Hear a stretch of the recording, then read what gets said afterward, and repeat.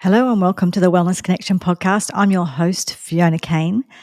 Today I'm going to be talking to you about online groups. So it's like interest groups or friendship groups, that sort of thing online, because I see that there's value in them, but I also think that there's challenges and problems with them as well. So I just want to talk a little bit about that.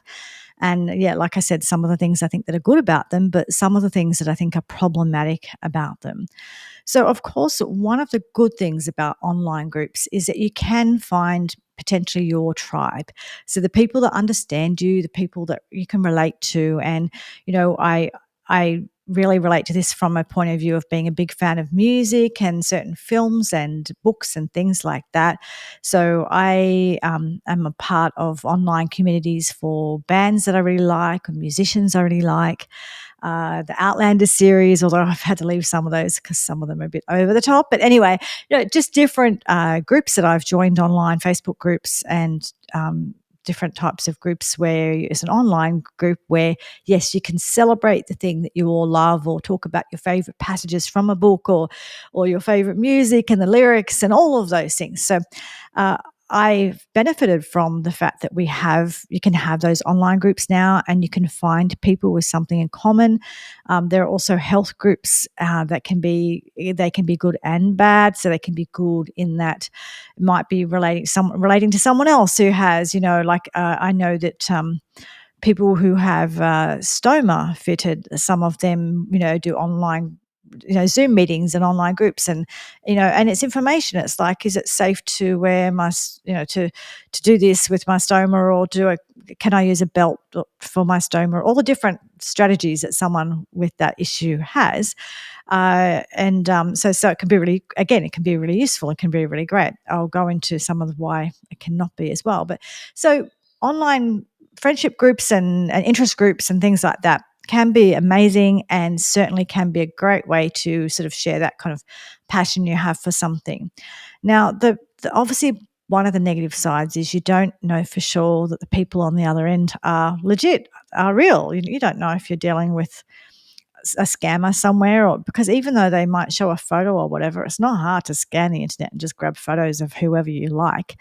So of course there's a lot of people in Nigeria who happen to look like US service personnel. They're kind of majors and generals and things like that. So it's not hard to just to find a photo online of whoever. You could even these days make an AI one, and that's actually what Andrew Doyle, who is a writer and I think he might be classed as a comedian, whatever. Anyway, he had a character called Titania McGrath, and and it's a sort of a woke character that he had on when it used to be Twitter, and the photograph of Titania was actually apparently like an AI kind of image that used his face but then turned it into a woman. So anyway, so yeah, obviously you can do things like that. So first of all, you don't always know who you're dealing with, and that's what, when I first started doing this, I was in like I still am in a group of people who are fans of Kate Miller Heidke. She's a great Australian singer. If you don't know her, check her out.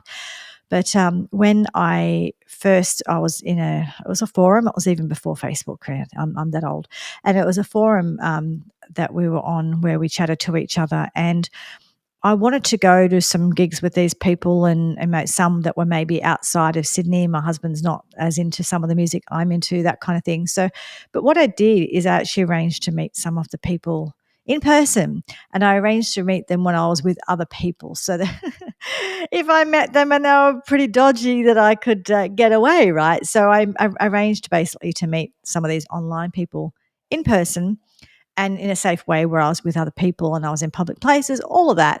And I did that enough till I got to a point where I knew the community, I knew who the people were, I knew that I could trust them, and then I felt safe either going to shows with them or traveling with them or that sort of thing, right? So I just used common sense and said, well, okay, I don't know, these people sound like they're nice and they sound like they're good people, and they might tell me that they're, a married couple living in the suburbs, but I don't know who they are, right? So it's just, you've got to remember that you don't always know who it is that you are talking to.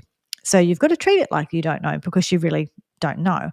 And at the very least, have video calls with people to see who they are. And if people refuse to have video call with you or see you in person or let you see them in person besides sending photos. It could be photos of anyone.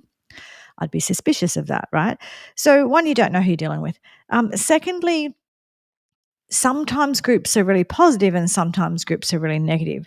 So, if the group you're in, so say you're in a group where it's for, a special interest group in regards to a health condition, right? So, say you're in a group full of people with a certain health issue. Now, if they help you, overcome and help you learn how to strategize about how living with this situation or things that you can do that can relieve your symptoms, or maybe, doctors that they found that are really great with managing the situation. So if they do things that kind of help you get better or basically help you have a more positive life and a better life. So if they help you to either just like they just understand you and they care and they just make you feel heard, or they give you strategies or ways to support you to kind of stay positive and to look after yourself, then of course they can be really beneficial groups. And it's often a really handy way to find out who's a good doctor that does this, or has anyone, which medication has worked for you. Obviously, you still talk to your doctor, but you might just get some information about that. Does anyone have this reaction to this medication before? Okay. Does anyone know, can you swim with this device? Or like whatever it is, right? So they can be really, really handy. But think about that, because some health groups, they are quite negative, and what they do is they encourage you to almost become your health condition. So instead of being someone that lives with a certain health issue, you become that person. You become the stoma person or the cancer person or the Crohn's person, whatever it is, but it sort of becomes your identity. And some of those groups can be quite negative and some people can be quite negative. And what they do is they outline what a victim you are and how tough it is and, how hard it is and kind of really just bring you down and make it harder on you. So if a group you're in, if you find that it's your mental health is being affected by it in a negative way, maybe think about whether or not, even if it's said to be a support group or said to be whatever, it doesn't matter what they call themselves. If your experience of it is that it affects your physical or mental health in a negative way, have a bit of a think about whether or not that is the right group for you. If it's a group where you get useful information, you get support, you get seen and heard, but also, you feel good about it and you feel like it's great for your, it's doing good for you, then obviously it can be a really good thing. Like the other issue that happens with some of these support groups is it's unfortunately, it's a way for some people, some of these support groups are there to separate you from your family and friends. So sometimes these people are essentially grooming in different ways, but they might be saying to you, "Oh, I understand you. I get you. Not like your parents. You should just disown your parents. Don't talk to them. Just talk to me." Right? There should be big red flags there, right? Or all of your friends don't understand you. I understand you. I'm the only one who understands you. So anyone who, it's one thing to have maybe someone who points out that you have a relationship that might be a bit strained or might be a bit problematic in your life. Even then, be aware of this, because someone random person online telling you that your in-person relationships are something wrong with them, they might be right, but they might have other agendas. So just have a bit of awareness around that.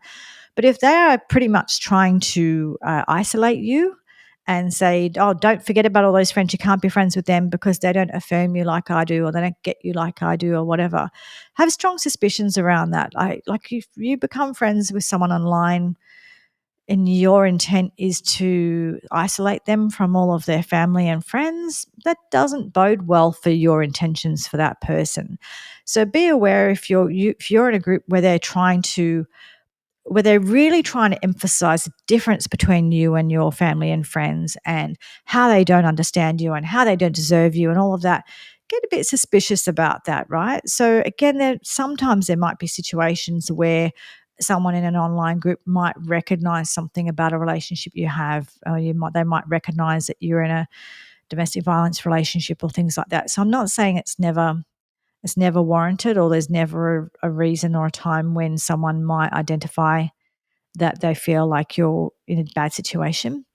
But just be very wary that if they are trying to isolate you and destroy your relationships, or if you just notice that subtly they're just sort of saying something every time about your partner or about your parents or your best friend or whoever it is, sometimes they're not well intentioned. Sometimes they're trying to isolate you. So just be aware of that, because there are some groups that they're trying to isolate you so they can control you, and some of they have very cult-like strategies, and a cult-like strategy, one of those is to divide and conquer. Basically, they divide you and separate you from all of your support, and then they convince you to be or do or whatever they think that you should do. So have an awareness around that in online groups. If your online groups demand that you separate from people, in-person people, that's not a good, like, if you really value someone and you really care about someone, you actually want them to have healthy relationships in the real world, and you want them to have healthy relationships with their parents and their family and things like that. So if they're deliberately trying to get, sabotage those relationships, there's a, big red flag there that that's a problematic group, right? So, essentially, if the group's trying to separate you from your loved ones, friends, family, if the group's trying to talk you out of going to work or going and studying or doing something that's beneficial for you, if the group are trying to talk you out of doing something, whether it be exercise or eating well, whatever you're doing that's healthy for you, the difference is if they're trying to, if you're basically not eating and not looking after yourself, and they're trying to encourage you to look after yourself. But if they're trying to discourage you from doing really healthy things, there's a problem. Or if they're trying to get you to really, really sit in the pain of being whatever victim class that you're in. And if they, in a previous episode, I was talking about sort of not overreacting to maybe the small disagreements or issues or whatever in relationships. If they're trying to, like, if you go to that group and you say, oh, I've just had this argument with my mom or my best friend or whoever it is, if you go to those groups and they say, hey, look, yeah, look, that happens, and look, it's all right, and it's just a misunderstanding, or look, we get it, and your mum, I'm sure your mum loves you, she means well, she just doesn't understand, or she's just trying to do the best for you. If they say that, that's one thing. But if you go to a group and you say you just had a fight with someone and they get stuck in trying to say, oh, well, that's because she hates you, that's because she doesn't understand you, that's a whole different level. And again, there are times where that might be true, but in these situations and these kinds of groups that I'm talking about, more often than not, it's not true. And so, if you go to them with a challenge that you have with someone else and their first response is to try and sabotage that relationship, again, the first response should be trying to help you heal that relationship and keep that relationship. And if people you're dealing with, whether in person or online, actually are actively trying to sabotage your other relationships, you want to have a bit of a look at that and see what's going on there, because my intention is never to sabotage someone's healthy relationships with other friends and family. So if I feel the need to go in and sabotage your relationship with your friends and family, what's going on there? What's my agenda? So just have that awareness that sometimes people, they don't have a good agenda for you, and that they might want you to stay being a victim and be a victim class and be very needy and very, very needy on them. And especially if they're separating you from your friends and family, you'll be very dependent on them. And that's the other thing too, is sometimes people, it's an agenda where people are trying to isolate you for some reason or another. Sometimes it's just so that I don't have to challenge myself. So I'll give you an example of what I mean. I can't be bothered doing exercise, so I'm going to encourage you to not exercise. Then I don't have to feel bad. If we both don't do it, I don't feel bad. If you do it and I don't, I might feel bad and think maybe I should do it, right? So that's another thing that happens. And again, it can be online or it can be in person, but a friend doesn't want to push themselves. And so they don't want to hang around someone who pushes, who does that, who pushes themselves, who does those things, right? So the easier thing to do is to pull someone backwards than it is to push yourself forward. Okay. So you only really want to be hanging around with people who push you forward in a positive way and encourage you to be the best you can, not people who try and pull you back into comfort zone with them so they don't have to challenge themselves. And that is a real thing too. Like where this is sort of going off the topic, but same topic but different topic, is that I grew up in an area of Sydney that was very kind of working class, and an area that a lot of people laughed at and picked on, and said that you're going to not make it if you're from that area. And there was good things and bad things about growing up in that area, but one of the bad things is that some of the people that lived there had accepted their fate and accepted what people thought about them. So they accepted that they weren't going to make it and it wasn't worth trying. And, oh, I come from this place, therefore I may as well give up now, right? And so I actually did move out of that area as earlier as I could for that exact reason. So it wasn't the area itself, it wasn't the place itself, but it was the frame of mind. So for those of you who know Sydney, that area was Mount Druitt, and and some people had the Mount Druitt frame of mind, and what by that I mean they've been told that they're bad and they're hopeless and they're useless, and they've bought that idea and they believe it. And when I moved away, I was moving away from that. So it wasn't so much the place itself. It's not necessarily a bad place, but I was moving away from the people who had that idea. And there's a whole lot of people there who didn't have that idea as well. But I knew for myself I had to move away. So, it's that kind of whole thing. You are the sum of the five people you spend most of your time with. I can't remember who said that, some famous book. I can't remember now. But it's very true. So whether it's in person or online, the groups of people you want to be with are people who encourage you and challenge you in a positive way to be better and do better, not people who try and pull you back because they want to feel better about themselves. So they have to have you be the same as them. They can't have you achieving anything because then they're going to feel bad because they're not achieving anything. All right. So I just wanted to just a reminder about sort of when you're going into groups, whether they be in person, because the other type of thing is I talk to mothers about mothers groups and things, and sometimes mothers groups are really toxic, and people. They come home feeling ashamed and feeling bad about themselves because all the mothers have, oh well, my child's doing this and my child's advanced, and oh, what's wrong with you? That kind of thing. If you're in a group that makes you feel like that, you're in the wrong group. Okay, so whether these groups are in person, whether they're online, whether they're sharing health stuff, or whether they're about your favorite music or your favorite movies or whatever they are, just be aware of being in groups that are supportive of you and good for you, not ones that are negatively affecting you. And no matter what the group purports to be, or even if the group was beneficial for you at one time and now you find that it's not, it is okay to leave a group. Or sometimes in some groups I will mute them because I don't want to see all the everyday, but I might sort of go in there just for handy things that I need, but I otherwise mute them, and that helps me because I don't see all the carry on that goes on that's really negative. But if I need a certain resource or whatever, I can access it, right? So essentially, when we think about this, it's the same as in general talking. When we talk about when you curate your life and the people who are in it and the people who you spend your time with, well, the online community is a part of that, right? So you have to curate. Who knew that I didn't know how to say curate? You have to curate your life and choose who you want to be in your life, and who and how you will interact with those people.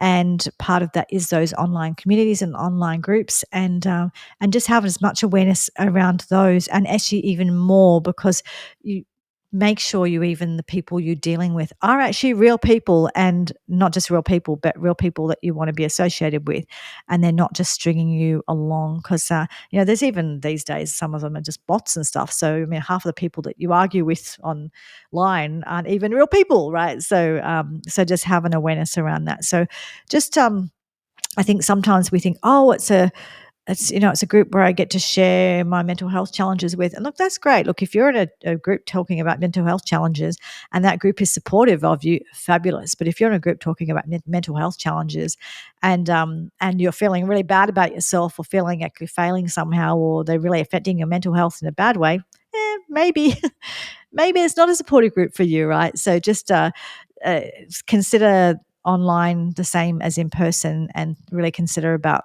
the individuals and all the groups that you're with. Do they support you to be the best you can be, or do they have a negative effect on you? So that's just my sort of input about talking about groups and the people that we spend our time with. Now, just another reminder, please like, subscribe, share, please rate and review this podcast either on YouTube or on Spotify or wherever you happen to be watching or listening to it. And please, if I could just ask you just right now, just so you don't forget, can you please click on share and share this episode with someone that you know who may enjoy it as well? It really will make a difference for me. The more people who subscribe and watch and like and comment and interact with my podcast, the more people will see it, and then it becomes something that I can afford to continue to do. So please do that. I really appreciate it. I hope you have a great week. At the Wellness Connection, all about real conversations about things that matter. So I hope this was useful to you, and I'd love to hear your feedback. I will talk to you all again next week. Thank you. Bye.